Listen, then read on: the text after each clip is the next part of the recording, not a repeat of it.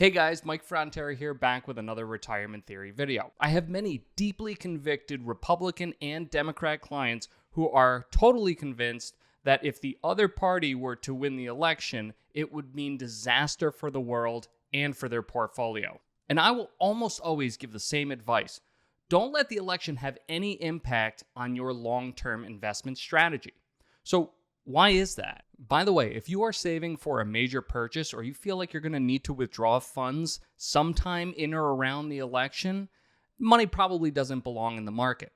But that has nothing to do with the particular election and more to do with the general principle that if you need money in a short period of time, volatility is not going to be your friend. The market by its nature is going to be volatile and is not a good store of value for short-term needs. In that said, historical data does not actually even back up that the markets are more volatile in or near an election cycle. Check out this chart from T. Rowe Price. This goes back 96 years, and if we look at the time period surrounding the first Tuesday in November for every year, it does not seem that volatility is any higher every fourth year when a presidential election occurs. The markets might feel more volatile, but on average, they're actually less. Only here at the 1 year out from an election and here at 1 month after an election, do election years actually average higher volatility than non-election years. In all the other periods, volatility is actually higher in those non-election years. Well, maybe you're not worried about short-term volatility. You're more concerned about the direction of the country in the long term and how that's going to impact your portfolio. And you're worried if the other guy gets in, our country's going to be on a sure path to economic ruin. And why not? That's certainly the warnings that we hear from the other party about the other candidate getting in. So does the president actually have that much influence over the direction of the market? Well, presidents likely do have some influence on the economy, but probably more so when they control both houses of Congress because they can kind of push the needle of legislative changes more in their direction. The president does nominate the Federal Reserve Chair, who is in charge of monetary policy, but ultimately how much that needle actually moves and how to effectively predict how that's going to impact your portfolio is a much harder question to answer. Of course, it often seems like presidents have much more influence on the direction of the market because they tend to shoulder the blame or get the credit depending on how the market's actually doing. But how much could the last several major market downturns be primarily blamed on who was in the White House? Was the bursting of the tech bubble, for example, and the bear market that followed that, was that Bill Clinton's fault from his policies, or were there other maybe bigger factors involved in that, such as the irrational exuberance of investors who were speculating about this new amazing technology of the internet, giving sky-high valuations to these completely unproven dot-com companies in the hopes of becoming rich quick?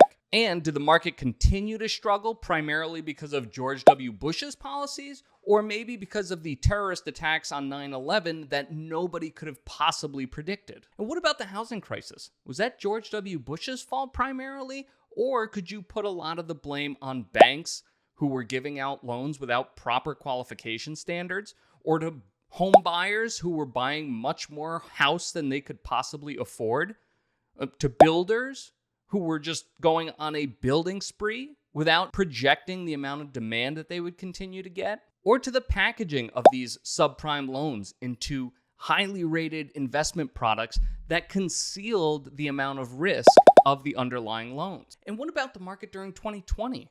Another completely unpredictable situation with COVID that caused the entire world to shut down, impacting every facet of the global economy. Was that primarily Donald Trump's fault? Or Joe Biden's fault?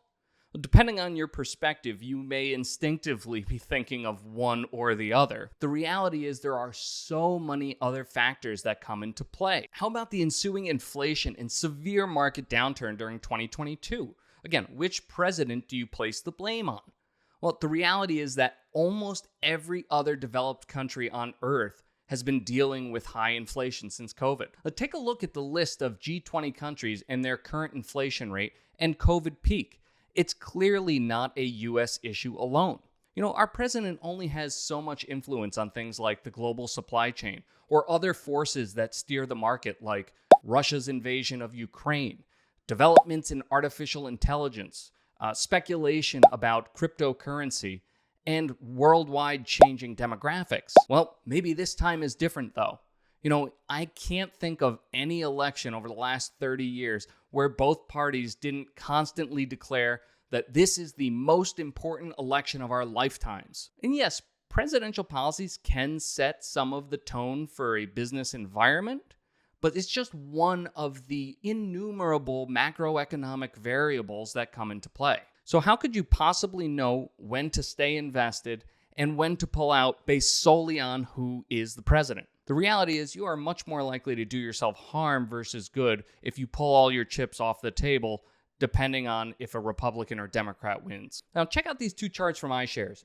If you had invested $100,000 over the 10 years that ends 12/31/2023, you'd have more than twice as much money by just staying invested versus investing only during Democrat or only during Republican presidencies.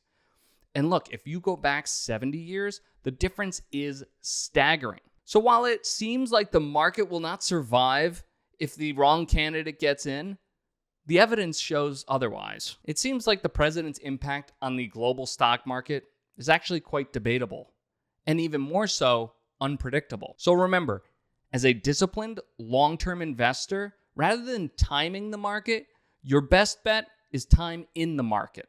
Have questions for me? Let me know. Come visit me at www.retirementtheory.com or send me an email at mike@retirementtheory.com. Thanks for watching. We'll see you next time.